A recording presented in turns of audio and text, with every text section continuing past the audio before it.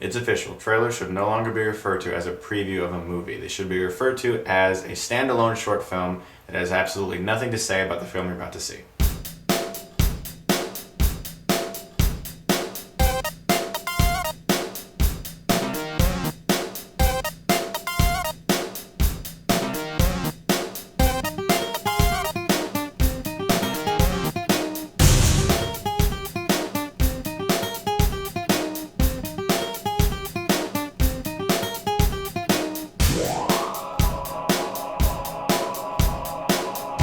Battle Los Angeles has been very, very anticipated. A lot of people have really been into the trailer of this film. They love the musical score that's accompanied by the trailer. They're thinking, man, this could be like a really awesome, non-stop kind of action movie, just really cool, just a big, flat-out, fun kind of popcorn entertainment movie. And, you know, when I first saw the trailer, I was thinking the same thing. I was like, you know, that looks interesting. I love alien invasion movies. It could be a fun summer popcorn movie, and so I was kind of pumped for it. Trailers are very deceiving. Aaron Eckhart plays Staff Sergeant Nans, I believe is his name, and the reason I can't remember is because, you know what, character just really isn't that important in this film. The film opens in a very cliched way. He's just about to retire, as usual. He's gonna do one last mission. He's gonna help these guys, he's gonna train them, he's gonna teach them how to fight and everything. You know, we've seen it a billion times. I just saw a film called Heartbreak Ridge, starring Clint Eastwood and directed by Clint Eastwood. I think it's one of his best movies. I suggest you check it out. It has a very similar cliched plot, however, it is handled very well.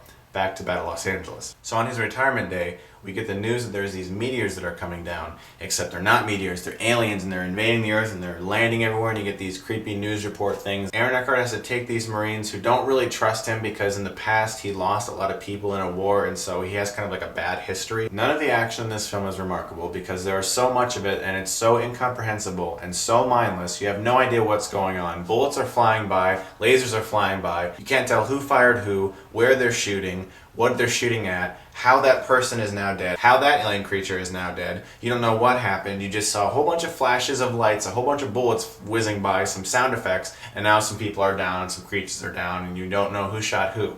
This film is essentially a giant first-person shooter game. Now, if I was a 13-year-old kid who didn't know any better, I'd probably think this was the next coolest thing since whatever the last big video game shooter that came out was. But I'm not, and I saw right through this movie. There is some serious issues here when it comes to this director. He has no style of his own. It's just the same old zoom in quick, zoom out, zoom in quick, look at that, shake, shake, shake, shake, shake, zoom in quick, edit quick, do it quick, zoom in quickly. We won't have to add too much effects to the background, so we can just kind of have him shooting and, you know, it'll look cool and everything, and good sound effects and intense music, and they'll like it, they'll go and see it, they'll tell all their friends, and they'll be great.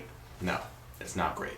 Basically, this is essentially a Michael Bay film without a director who knows how to direct action. Because let's face it, Michael Bay is good with special effects. Some of them from Transformers 2 were a little bit hard to tell what was going on, but nonetheless, he's pretty good with making action scenes even if they're completely mindless. This director has no idea what he's doing. There's a line of people here, they fire. There's a line of creatures there, they fire.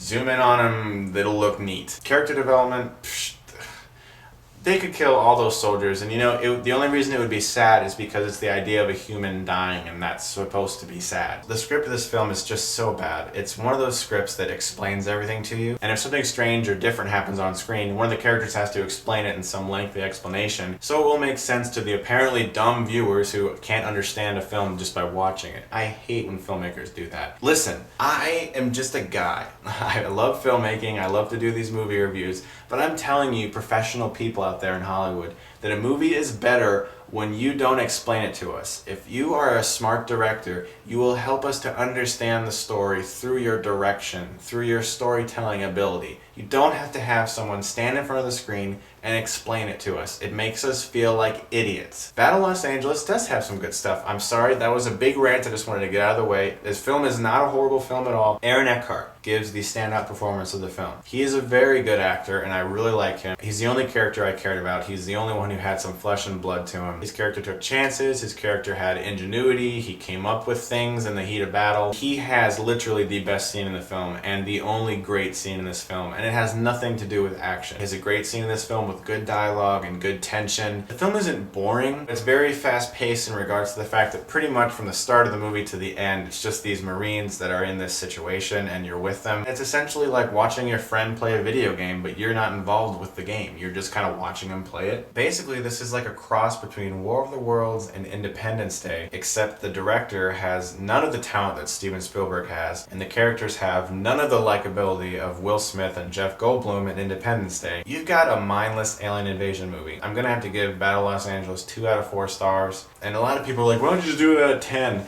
Come on, seriously. That comes out to 5 out of 10. Do the math, it works the same way. I'm sorry, this stupid movie ticked me off. I know I gave Red Riding Hood the same rating, but it is better than that film. The reason I'm giving this a lower rating is because there was so much potential here for a fun summer action popcorn kind of film. Useless direction, piece of crap writing, and literally one good character and one good performance in this film. That of Aaron Eckhart. He is the only thing in this film that is of any saving grace. I don't recommend Battle Los Angeles. You'll probably check it out anyway because it's a hyped up movie, but no.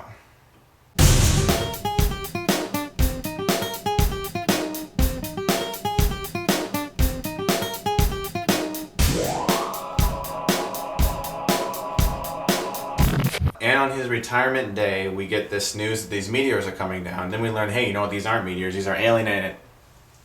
And on his retirement day, we get this news, hey, these...